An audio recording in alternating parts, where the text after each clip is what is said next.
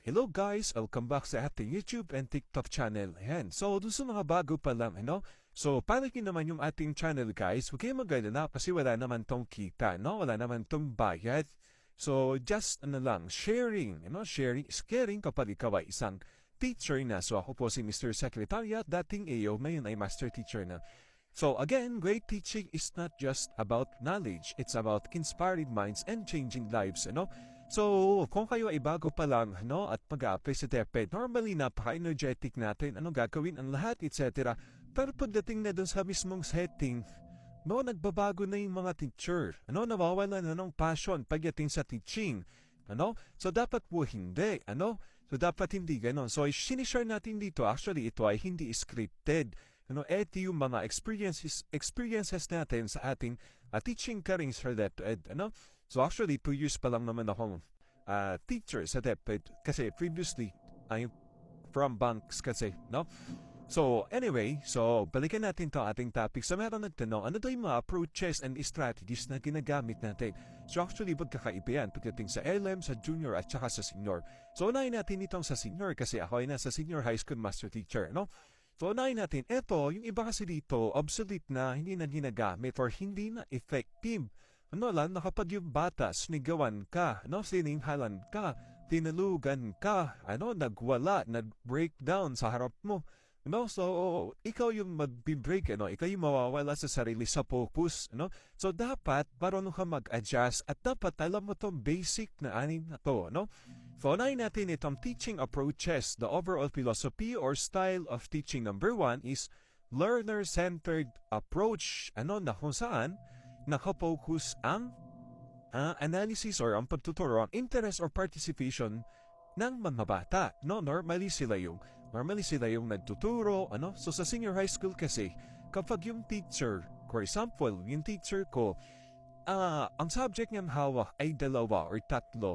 Ang ginagawa niya doon sa isa niyang subject, ang pinagtuturo niya yung mga bata. So that is learner-centered approach, meaning to say, pinagre-report na yung mga bata. Kasi nakapokus siya doon sa kanya major na subject. Kasi nga, walang maghahawak nung isa. Again, sa senior high school, kahit hindi mo subject, pwede mong ituro, So, ganun po sa DepEd normally ang nangyayari. Kasi nga, mahirap pa, normally, limited yung number ng teacher, pero ang daming volume ng estudyante. So, ang nangyayari kapag walang maghahawak to ng subject na yon, so, kapag ikaw ay hindi pa fully loaded, so magkakaroon ka ng subject na hindi mo naman talaga subject, So, pangalawa naman yung teacher-centered approach. Ito, effective ito kapag ikaw mismo yung may idea, ikaw yung forte mo tong subject na to, ito yung pinag-aralan mo, ito yung baccalaureate mo, master or doctorate mo, So, therefore, the teacher-centered approach is more effective, So, yan. So, meron namang mga teacher na kahit hindi nila forte yun, kaya naman nilang ituro. So, nakakatuwa. Kaya lang kasi, wag lang yung sobra. Yung bata, hindi na makabatin. Kahit meron siyang idea, gusto niyang mag-raise ng pamay, pero hindi mo pinapasagot kasi nga ikaw yung mas alam mo, hindi natin binibigyan ng pagkakataon yung mga bata. So, dapat po, hayaan natin sila, kasi mas masarap mag-discuss regardless kung matapos mo yung isang lesson or hindi sa loob ng isang oras. Basta ang mahalaga yung bata nakapag-participate. Hindi pwedeng ikaw lang yung bida sa classroom. And then number 3, constructivist approach. Students build knowledge through experiences. So, maganda. So, ako, normally ang ginagawa ko sa mga bata, magde-lesson muna ako, So, dapat malino yung objective.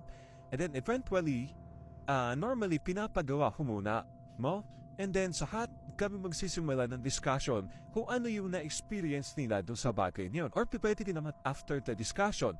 And then, another discussion ulit. Deepening kung talaga natutunan nila. So, it depends kung gaano ka, hindi siya gaano kahusay ang tanong dito Kung gaano ka determinado na matuto yung mga bata, kung gaano kahabang pasensya mo bilang teacher. Kasi, hindi yung 100% sa isang discussion, yung mga bata, lahat ay matututo. Iilan lang yan. Siguro, swerte mo na kapag naka 50% na yung mga bata natuto sa discussion mo. Pero normally kasi gan, magdi-discuss ka, and then magkakaroon ka ng activity, magkakaroon ka ng assessment, wala pa rin. So, discussion ulit, no? And then, recap the following meeting. So, ganun po ang mangyayari, no? So, and then, inquiry-based approach, learners ask question and investigate the answer. Hayaan mo yung bata magtanong, no? So, may tanong ba during the discussion? Yan, hayaan mo sila magtanong. And then, bitinin mo. For example, sige na, anong mangyayari? No? Ano sa tingin mangyayari? Or yung bata yung magtatanong. So, it depends. So, madali lang yan. And then, collaborative approach. So, learning through teamwork. So, normally, yan, yung mga teacher kapag tinatamad, magpapa-activity, no? Magpapa-collaborative. So, depende po kasi yun sa topic, depende po sa subject. Hindi po pwedeng araw-araw. Collaborative effort yung mga bata, cooperation. So, titingnan mo, dapat kasi nati-check mo na alin dito sa magiging lesson mo. For example, lesson 1 to 8 weeks. So, alin dito sa mga lesson mo ang pwedeng collaborative? Alin dito sa mga lesson na pwedeng by partner? Alin dito sa mga lesson yung pwedeng learner-centered approach? No? So, dapat po ganon. Hindi pwedeng papasok mo lahat sa iisang discussion. No? And then, yung number 6, experiential approach. So, learning by doing or through real-life experience. Pwede naman ito gawin kung, for example, sharing. Kung share yung mga bata ng kanilang mga personal experience. So, pwede ito every time na merong discussion. So, na tayo dyan? Across curriculum ang ginagawa na natin dyan. So, yan. So, actually, mahaba pa sana ang discussion to, pero ang sarap kasi mag-share. Lalo na kapag ang sinishare ko yung mga may edad na teacher, kasi sir, hindi kasi ganun dati. Oo, ma'am, hindi kasi dati. Hindi kasi ganun dati. Pero ngayon kasi, bago na yung curriculum, So, nakakatuwa, nakaka-challenge. Pero, still, ma-appreciate mo pa rin yung kanilang. Lalo na kapag yung mga may edad ng teacher, makikita mo talaga yung passion until now 30 years in service, nakakatuwa and nakaka-inspired pa rin sila, So, as master teacher, so dapat nasa middle lang tayo, So, nasa new normal, at the same time, i-acknowledge pa rin natin yung mga previous na ginagawa nila, Para ma-meet natin ma-meet tayo halfway, Para hindi naman magalit sa yung mga teacher, Para hindi ka naman masabihan na bita-bita. So, yun guys, yun lang. So, kung meron kayong mga tanong, i-comment yun na lang. Gawa natin ng video, and then i-share ko, itag ko kayo. So, thank you so much for watching.